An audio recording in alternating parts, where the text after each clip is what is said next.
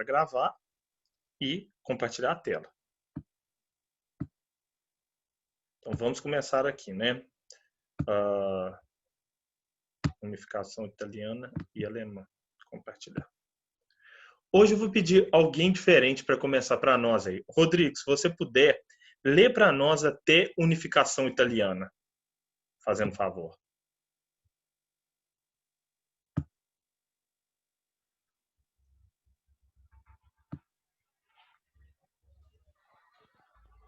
Se puder, logicamente, né? Rodrigo, deixa eu ver aqui. Qual o capítulo? Se eu não, eu vou falar o título do capítulo, né? Que são, são as unificações na Europa, imperialismo e Comuna de Paris. Mas eu agora esqueci qual capítulo que é. Se eu não me engano, é o 8. E bem lembrado, viu? Vocês podem acompanhar na apostila. É o capítulo 3 da apostila do segundo volume, do volume 2. É o terceiro capítulo aí. Obrigado, viu, Clara, pelo puxão de orelha. Rodrigo, você está aí?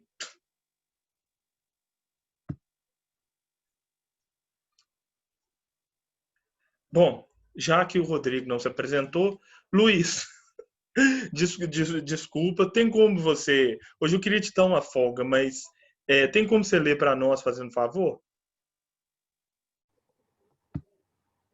Ô, Tarso, eu tô jantando agora. Tem como outra pessoa ler? Pois é, então eu vou pedir outra pessoa. Tarso nada, confundi.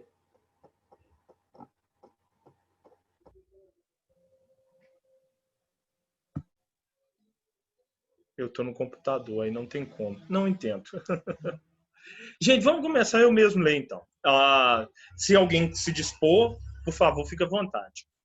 Unificação italiana e alemã e imperialismo. Na verdade, temos aí também a Comuna de Paris, que veremos em próximas aulas. Em primeiro lugar, o que é unificação? É um conjunto de estados com governos diferentes, com organização econômica diferente, com modos de vida diferentes, que resolvem se unificar sob uma mesma bandeira, sob o mesmo hino, sob um mesmo governante. Então, né, gente, a unificação já havia acontecido há séculos antes na Espanha, em Portugal, na França, na Inglaterra, na Holanda. Os atuais territórios da Alemanha e da Itália estavam muito atrás neste processo de unificação.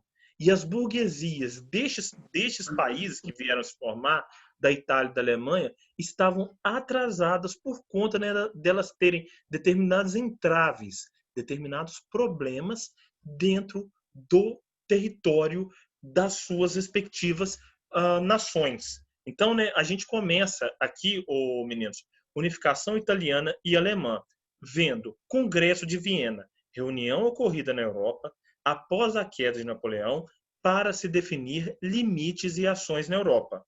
Forte influência austríaca na Europa pós-Congresso de Viena. Desejo de unificação nos estados itálicos germânicos e necessidade de eliminação da influência austríaca dessas regiões. Conflitos internos e externos nos processos de unificação da Itália e da Alemanha. Então vamos começar por esses três movimentos aqui. Luiz, na verdade, a Primavera dos Povos é um dos eventos que acaba a levar o processo de unificação. Então está ocorrendo tudo ao mesmo tempo. Lembrando, né, que esse processo de unificação ocorre por décadas. E em 1848, tanto na atual Itália quanto na atual Alemanha, eles tentaram, dentro da Primavera dos Povos, uma unificação, sim, desta região, destas regiões. Ou seja, que não aconteceu, que não veio, mas que foi tentada e foi ali plantada uma semente para que o seu fruto, né, fosse a própria unificação. Então, sim, esses movimentos acabam se ligando à Primavera dos Povos, né, o conjunto de revoluções que varreu a Europa em 1848. Então, né, o curioso, tanto na atual Itália quanto na atual Alemanha, a influência austríaca era muito forte. Depois da Rússia, o pessoal, a Áustria era a maior casa real da Europa no século XIX. Então, era o chamado Império Multinacional. Por quê? Né? Você tinha lá, vivendo dentro da influência austríaca, né? Dentro por debaixo da coroa austríaca.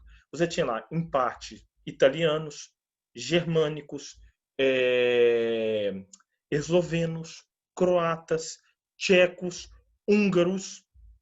Então era um império multinacional, com forte influência pela Europa. Nação esta que saiu muito fortalecida pós-Congresso de Viena. O que foi o Congresso de Viena, né? Lembrando aqui, foi a reunião ocorrida na Europa após a queda de Napoleão para se definir os limites territoriais, para se definir os limites territoriais de cada país pós a queda de Napoleão. Lembrando, por que se definir limites territoriais? Porque as expansões napoleônicas bagunçaram muito esses limites.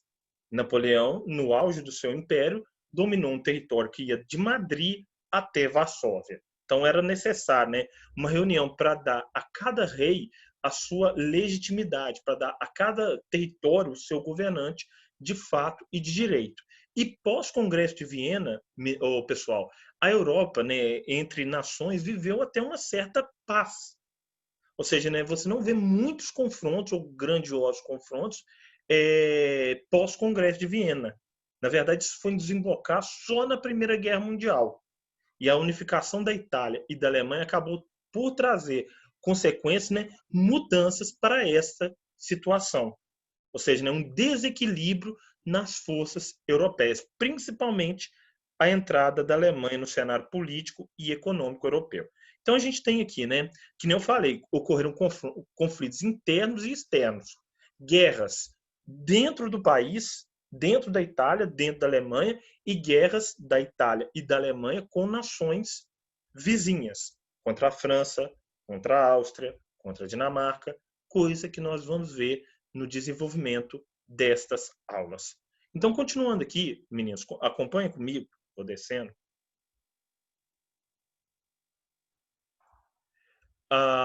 Peraí. Processos elitistas e nada democráticos. Influência das elites dos estados independentes. Piemonte na Itália, Prússia na Alemanha. Forte desenvolvimento econômico e falta de unidade nacional. Exacerbação dos nacionalismos europeus que levaram à Primeira Guerra Mundial. Então, gente, em primeiro lugar, como eu acabei de ler aqui mesmo, processos elitistas, ou seja, foram comandados pela burguesia, foram financiados pela burguesia de cada uma dessas nações. Nada democráticos, não escutaram o povo e as demandas sociais para este processo de unificação. E tiveram regiões que encamparam, lideraram este processo. Na Itália, né, foi a região do Piemonte, região ao norte do atual território da Itália, região poderosíssima, a região mais rica da Itália. E na Alemanha foi a região da Prússia, também a região mais rica dentro da atual Alemanha. Então, basicamente, o pessoal, foi um processo que atendia às elites locais, as elites na Itália e as elites na Alemanha. Outro ponto também, né? A falta de unidade nacional. Meninos, presta atenção. O Brasil, vamos pegar aqui para a gente falar em unidade nacional, o Brasil. São poucos os eventos que nos faz identificar como brasileiros. Então, por exemplo, a posse de um presidente nos faz identificar como brasileiros. A Copa do Mundo nos faz identificar como brasileiros. Nos identifica como brasileiros.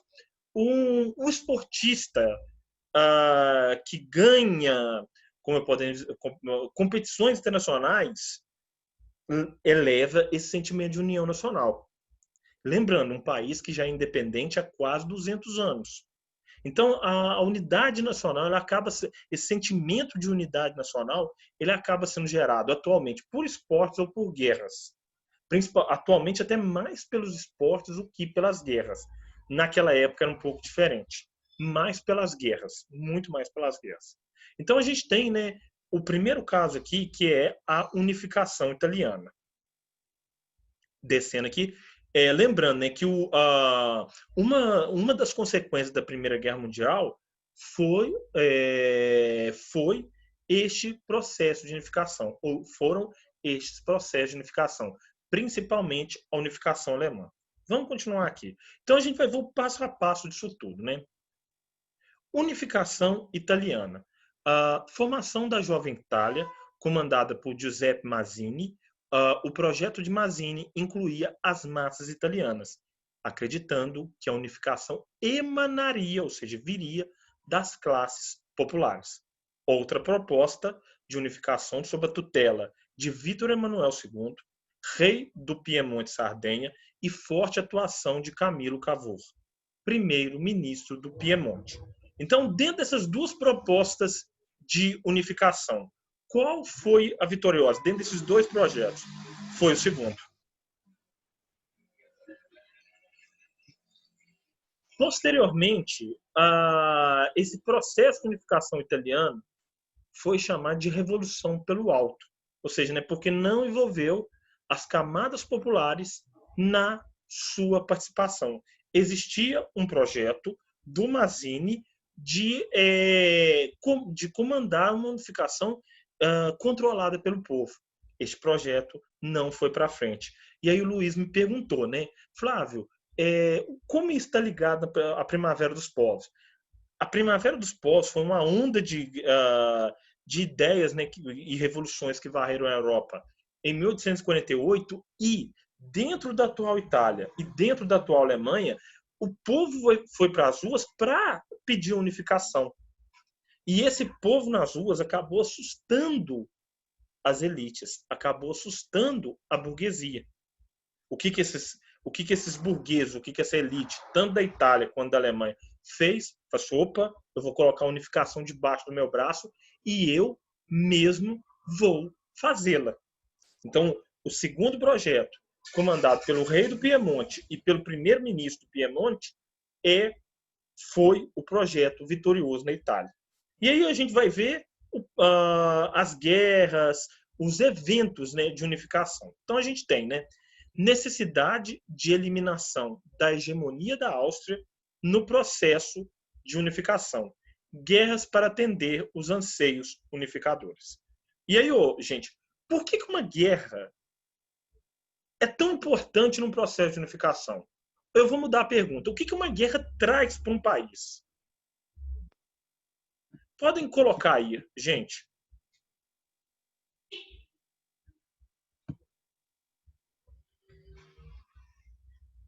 Luiz, o que você acha que uma guerra traz para um país? Escreve para nós. Numa palavra. Puxa, eu não sei, velho. Ô, Luísa, bem colocado. Prejuízo. Tudo isso é verdade. Tudo isso é verdade. Crise, prejuízo, mas principalmente para os derrotados. Para os vitoriosos, ela traz, mas bem colocado por vocês. Sim, sim. Sim, Marlo, também está ligado a território, né? Mas ela traz apoio. Apoio a quem? Principalmente ao governo. Então, ou seja, meninos, vamos pegar aqui, vamos dar um exemplo hipotético aqui, né? Já. Oh, meu Deus, eu falando em Bolsonaro, juro que eu estou tentando diminuir. Mas vamos supor, o Bolsonaro está com uma popularidade de 35%, enfim, né? Não passa de 40%. Já teve a 30% e também já chegou ali próximo aos 40%. Se o Brasil entrasse numa guerra com a Venezuela e ganhasse, essa popularidade dele iria muito para o alto. Porque, bem ou mal, gente, o Brasil pode estar bem dividido. Mas uma guerra e uma vitória em uma guerra contra qualquer país que o Brasil lutasse, traria um forte apoio para o governante que ali estivesse. Em caso de derrota, e vocês colocaram, traria prejuízo, traria crise, traria até mesmo colapso. Mas foi o caso tanto da Itália quanto da Alemanha. Neste processo de unificação, foi o caso de vitórias nas guerras. Então, isso acaba por trazer unidade nacional. Colocando aqui, deixa eu ver. E aí, Flávia, essa unificação que você fala é a delimitação do território por causa do tomate de Napoleão? Luiz, não. Essa é a delimitação, é a demarcação por conta de territórios, mas não por causa de Napoleão, mas sim por causa de um processo que agradaria a burguesia, tanto da atual Alemanha quanto da atual Itália. Então, foi para atender um anseio, né? Eu não sei em qual página da apostila aqui tá de vocês, que não falei. Esse é o terceiro capítulo da apostila do volume 2. Acompanhe aí para ver como esses territórios eram divididos. E aqui eu não tenho um mapa da Itália e da Alemanha para mostrar, né, como é que eles foram unificando. Mas o objetivo, Luiz, era unificar sob uma mesma bandeira, um mesmo governo, uma mesma língua, uma mesma lei, territórios que ali viviam em crise, que ali viviam em choque. Então, essa é a unificação. E formaram, né, a Alemanha que nós conhecemos nos dias de hoje e a Itália que nós conhecemos nos dias de hoje.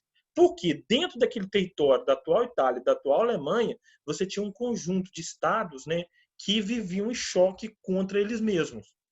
Então, por exemplo, Luiz, era como que se aqui no Brasil, né, São Paulo, Minas, Rio de Janeiro, Maranhão, Piauí, Pará, Rio Grande do Sul, Santa Catarina, cada qual tivesse um governo e não existisse uma unidade nacional entre esses estados. Então chegou um tempo que os próprios governantes desses estados diriam: vamos nos unificar, formar um país só. Em vez de ter esse monte de estado, a gente fica só com um país para favorecer a burguesia desses territórios. Entendeu, Luiz? Entendi, Flávio. E aí, Luiz, em alguns casos aconteceram guerras civis, mas neste caso aqui de unificação da Itália e da Alemanha, a gente não teve guerras civis, a gente teve guerras contra países estrangeiros que iam contra essa unificação. Por exemplo, né, a, a, a Áustria tinha territórios onde hoje é a atual Alemanha, onde hoje é a atual Itália. Para ela, então, não era interessante uma unificação. O que fizeram? Eles pegaram e expulsaram esses austríacos, tanto do território italiano quanto do alemão. Então, vamos ver aqui, né? Que nem eu falei, está faltando um mapa, gente. Asqueira de trem. Na próxima aula eu apresento mapas e aí fica mais fácil um pouco o trabalho. No caso, você tem, né, guerras que atendessem um anseio de unidade nacional. A primeira dessas guerras travadas pelos reinos da Bota, atual Itália, foi do Piemonte, região norte da atual Itália, mais a França contra a Áustria. Por que a França lutou numa guerra contra a Áustria? Porque ela também estava interessada em territórios. E aí foi bem como o Marlon falou mesmo.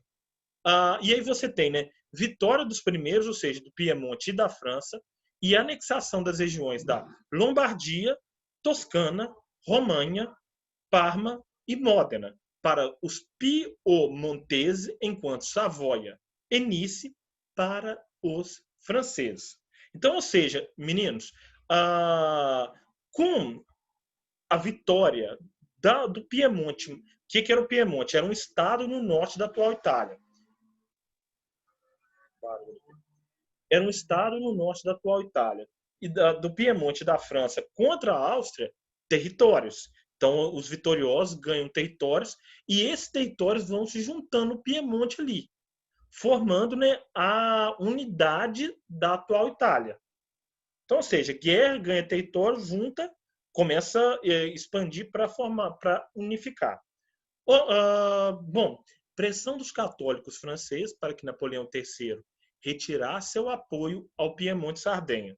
Atuação de Giuseppe Garibaldi no sul no comando dos Camisas Vermelhas, invasão do Reino das Duas Sicílias e o de Nápoles em 1860. Conhecimento de Garibaldi que o Sul não daria conta da luta sozinho. Então, ou seja, gente, em primeiro lugar, lembrando, né, naquele momento, a Igreja Católica era dona da região central da atual Itália. Eram ali os chamados estados pontifícios. E ela tinha muito mais influência do que ela tem hoje em dia. E ela começou a pressionar os católicos franceses, ali o rei não, o Napoleão III, os próprios franceses mesmo, para não continuar nesse processo, pois ela perderia terras. E a França acaba retirando o seu apoio à unificação da Itália, por conta dessa pressão da igreja. E aí, meninos, né, no sul, onde pega o Reino das Duas Sicílias e a região de Nápoles, ela é unificada por um velho conhecido de lutas no Brasil, Giuseppe Garibaldi. Então, Garibaldi comanda as tropas no sul e entrega o território do sul para o Vítor Emanuel II. Fala assim, olha, é seu.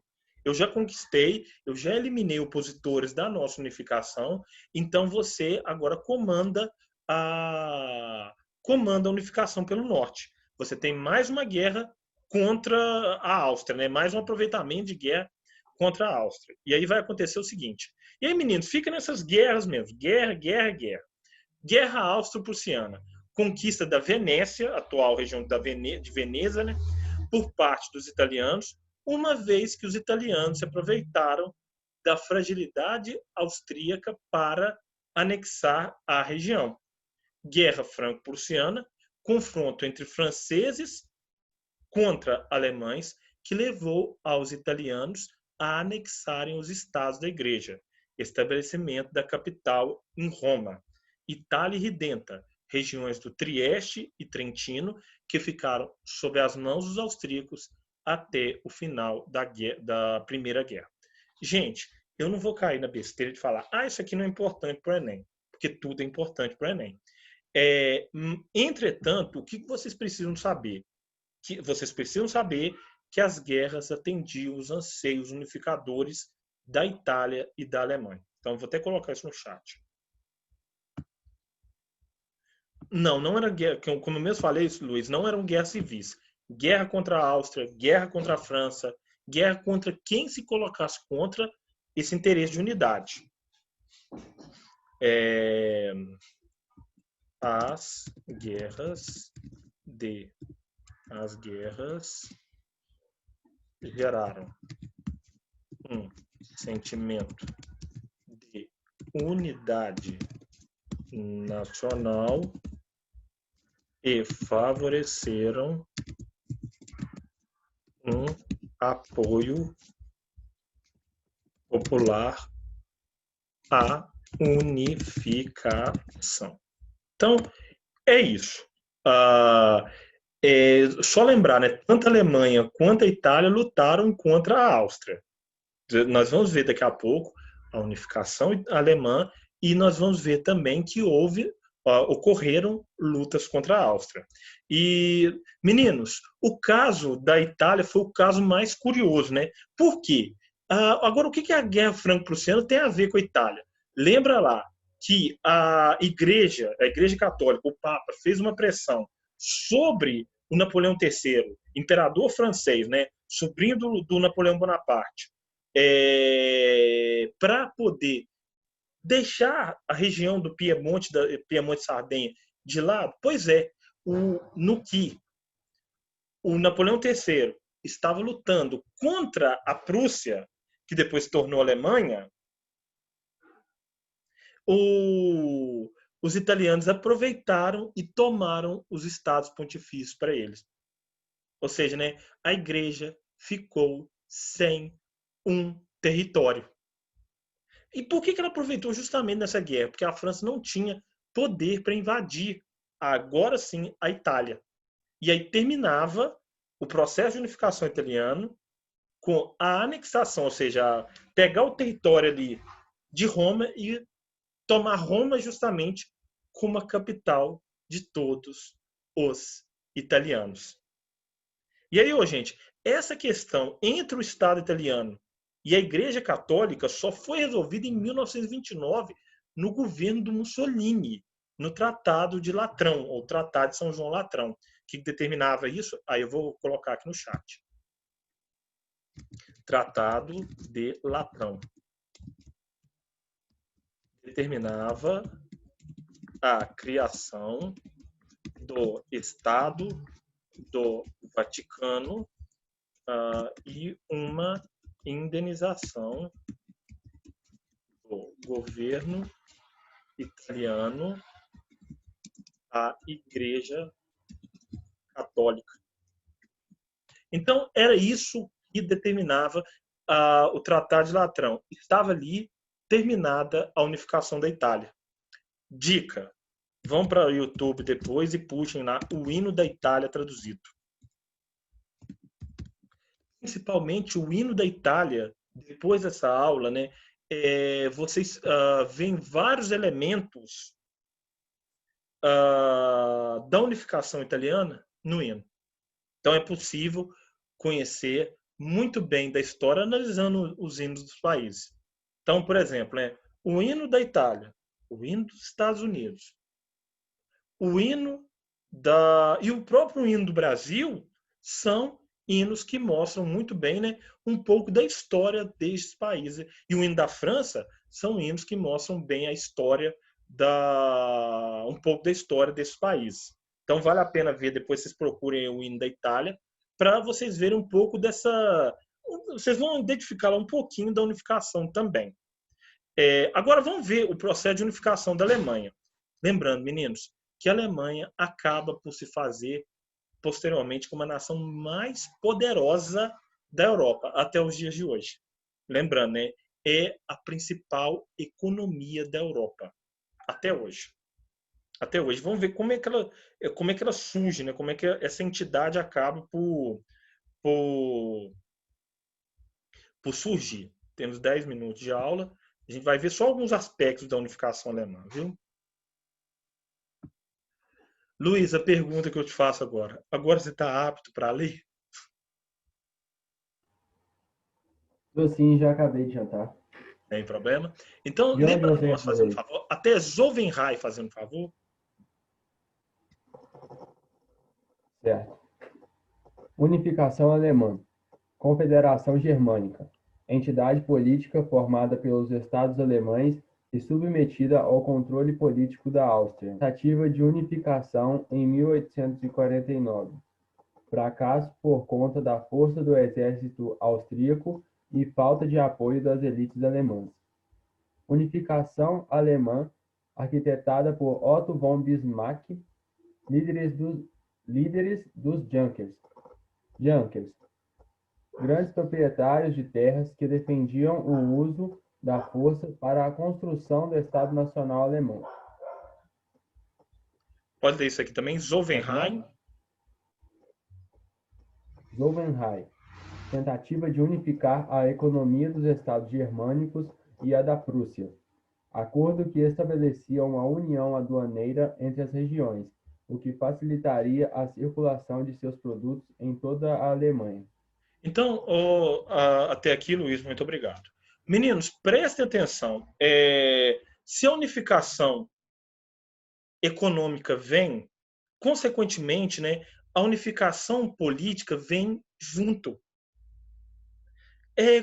Por exemplo, né, é o que acontece atualmente na União Europeia. Na União Europeia você tem, primeiro, a unificação econômica com tarifas em comum, tarifas alfandegárias em comum, posteriormente passaporte único, a moeda, e depois se forma o Parlamento Europeu.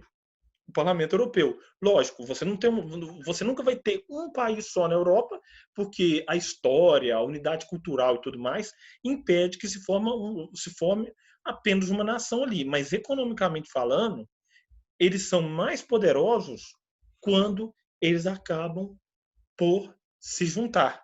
Então, agora, o que isso tem a ver com a aula? Tudo, porque o Zollverein, essa unificação econômica dos estados que compunham a atual Alemanha, foi um grande catalisador do processo de unificação política. Resumindo, com a unificação econômica, a unificação política veio a reboque. Então, ou seja, né, o que eles fizeram? Eles criaram uma moeda comum e taxas alfandegárias em comum para favorecer o comércio entre as regiões, a região da Baviera, a região da Prússia, e excluindo a Áustria disso. Então, o que eles diziam? Áustria, para lá. Não queremos você participando desse processo. E aí, vocês podem perguntar, Flávio, mas a Áustria não tinha força para mover uma guerra contra a Alemanha, não? Até tinha. Só que esse processo de unificação que começa a se acelerar vai gerar uma região forte, uma região rica, uma região bem armada. E aí, gente, vamos continuar, né? O Luiz, pode ler para nós, fazendo um favor, até guerra, ler inclusive, né, Guerra Austro-Prussiana, fazendo um favor. Uma vez realizada a unificação econômica, a crença era de que as guerras também contribuiriam para o processo de unificação. Guerra dos Ducados, 1864. Unificação entre austríacos e prussianos pelas regiões de Schleswig, Holstein contra a Dinamarca. União frágil entre a Áustria e a Prússia. Guerra Austro-Prussiana, 1866. Alegação de que os austríacos não estavam cuidando corretamente do Ducado de Holstein. Aliança entre prussianos e italianos, o que levou à derrota da Áustria em poucas semanas.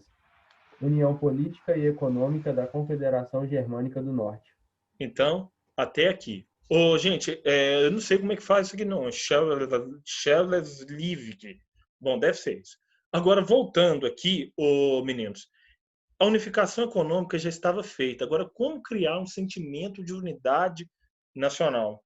Como criar um sentimento para que a população também apoiasse uma unificação política, assim como aconteceu na Itália. Guerras. E aí o curioso, né? O aliado de um momento se transformava no inimigo de outro, como foi o caso da Guerra dos Ducados. Então, ou seja, né, você tem uma união entre a Áustria e a Prússia contra a Dinamarca.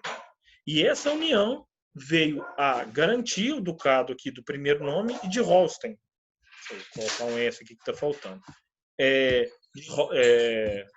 De Holstein, alguma coisa assim.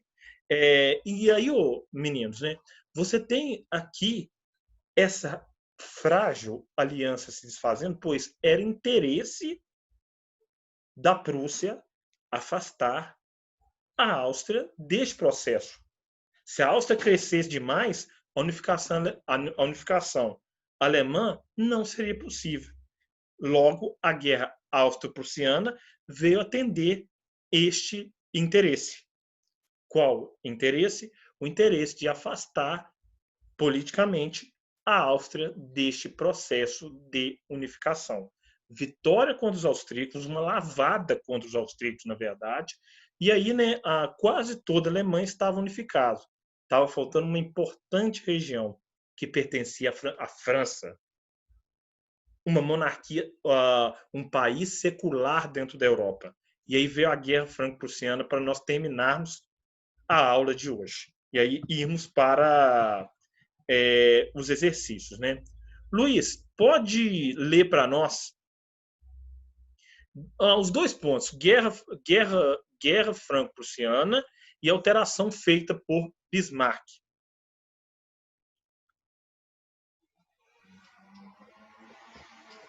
Guerra Franco-Prussiana, 1870.